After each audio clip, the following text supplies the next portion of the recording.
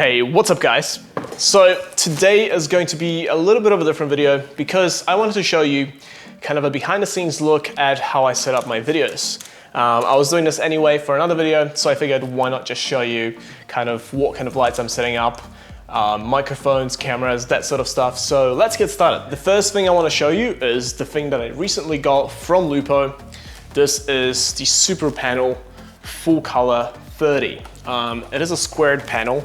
It's very cool because it has these lenses in the front. So as you can see, if I turn down the brightness, it has these lenses that magnify the light, which makes this size of a panel really, really bright. And also what's cool about this is when you turn down the saturation, it actually kicks in the white LEDs instead of going into full RGB on full power, which makes the desaturated colors a lot cleaner and natural looking than a lot of the other cheaper panels. So this is super cool. I've got this one aimed at me down there. As you can see, it's a very directional panel, so it does have a nice effect. So I have that as my hair light, but not at 100%. I usually turn it down to around 20. So that's really cool. Over here, we also got the Aperture B7C light bulb. And on the walls, you see, we have the logos, which is really cool.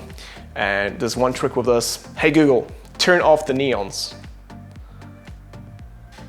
So yeah, it's really cool to turn on these lights with voice. Hey Google, turn on the neons.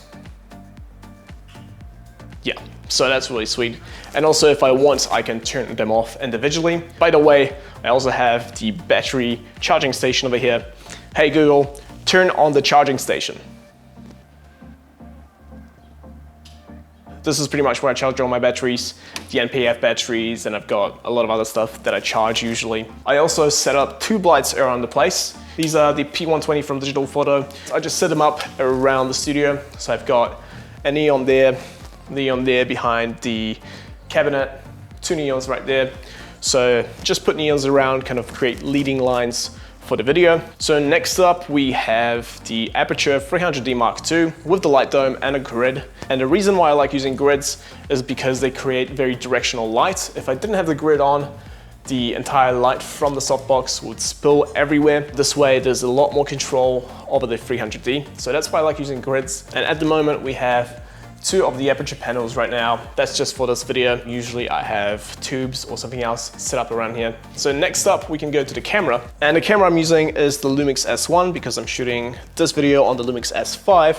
So this is the camera setup. I just took it from there to show you in a little bit more detail what kind of accessories I have. So this is the Lumix S1 with the Sigma 24-70 f2.8, and the S1 has the 8-sin cage, which is really awesome cage. Love these cages from 8-sin. I also have one on my Lumix GH5. I've been using this for ages. It's a really cool cage, has a really nice kind of design and grip, so you don't really notice that you have a cage once you use it for a long time, and it's really cool. So I always been using these guys, 8-sin from Poland.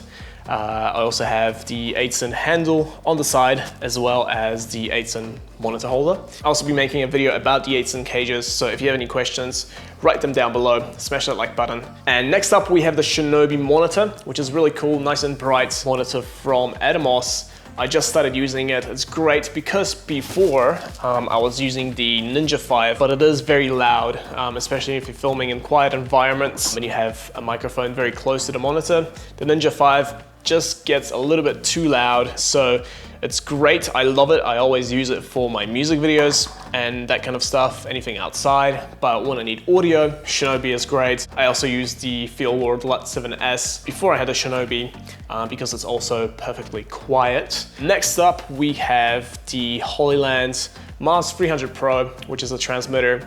Transmits the signal from the camera straight to the TV. I can also hook up an iPad to the Holyland transmitter, and that way I can get signal on two monitors, one on the TV, one on the iPad, and I can preview my shots, walk around with it, and kind of frame up or set up my lights in the background. So that's really cool. And yeah, that's pretty much it for the camera setup. It is sitting on the tripod, the E-Image GH03. So that's the tripod I'm using for this, pretty simple. And sometimes I also put on a Glide Gear teleprompter if I have a script. So that kind of goes on top of here. Has an iPad down the bottom or a phone, which has a script. I have a little remote for the teleprompter, so I can go back with my script, all that kind of stuff, or if I have bullet points, that kind of thing. So yeah, that's pretty much it for this setup. Let's move over to the next thing. So right here, I have the Holyland Mars 300 Pro. So it's hooked up to my Lumix S1, and it's streaming the signal from the camera onto my TV. And because I have the live image on the big screen, I can see and position all my lights around, like the tube lights, I can position them around the space. I can see all of them here. So it just gives me a very good preview of what my shot will look like. And next up, let's talk about audio, because that's a really important part. At the moment, I'm using a little lapel mic. I'm just testing it out. It's a new product, so a video will be coming once that product is released. This is what I usually use. This is the Deity S-Mic 2, a really cool shotgun mic from Deity, and yeah, has really nice quality, very crisp. And I paired that together with the Zoom F6. And why the Zoom F6 is really cool is because it has raw audio recording. So it doesn't really matter if you set the levels super high and everything is just peaking and clipping. It doesn't matter, you can turn that down in post, or if you make it way too quiet, you can always turn it up without losing quality. And that by itself is really, really awesome feature.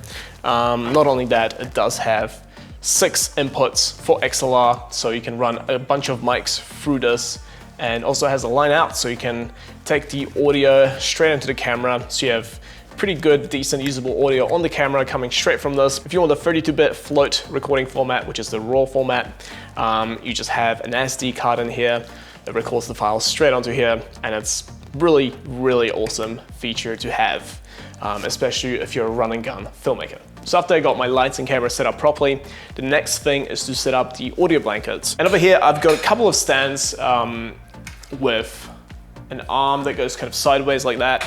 And I put blankets up on these and set them up kind of around this area. So I put one on the right side, put one here, put one on the left, and kind of surround myself with the audio blankets.